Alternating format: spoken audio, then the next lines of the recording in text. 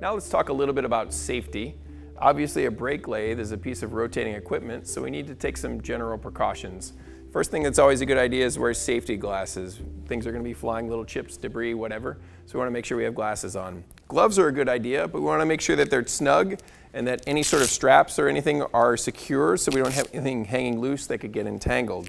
Entanglement is obviously a big concern, so we want to make sure we're not wearing any loose clothing that could get wound up or wrapped around the machine. Something like a hoodie that has strings dangling down is obviously not a good idea. We want to avoid that.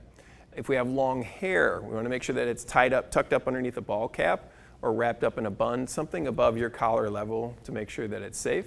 We also want to make sure that we're not wearing any jewelry, anything that could get caught in the machinery. Now we want to familiarize ourselves with the machine before we use it. Reading the operations manual is something that you'll want to do.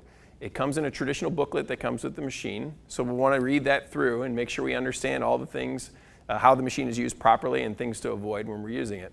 The other thing we'll want to do is familiarize ourselves with any decals, any safety decals that are on the lathe. Those will also warn us of any potential hazards when using the equipment. Because this is a piece of machining equipment, it's going to create arcs and sparks. Okay, we're machining rotors, that's going to create sparks. There's an electric motor on here that could create a spark as well. We want to make sure there's no flammable gas around in the area and that we're not using this in a pit environment. Something that might not be obvious is that the tablet itself is actually a safety device. The first thing is that when I'm using the tablet to control the lathe, if something was to shift or move, I'd be out here in a safe position.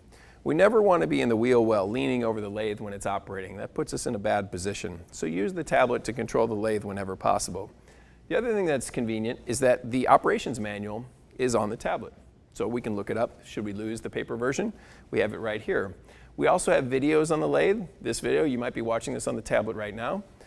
These are also on the lathe, which are going to help us use the machine more effectively and safer as well. Another safety feature that the tablet provides is warning messages. In this case, I've selected a Chevy Colorado. If I say start, it's going to warn me that it has a locking differential, and that when turning the rear rotors, I should keep it at a very low speed to prevent the differential from locking. You might not think of anti-chatter technology as a safety device, but it is.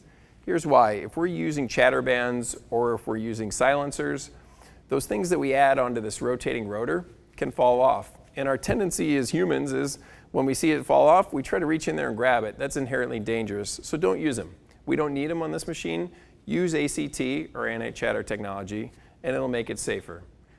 The other thing we want to make sure we do is use the plug as it's intended, which is including the ground lug, if you will.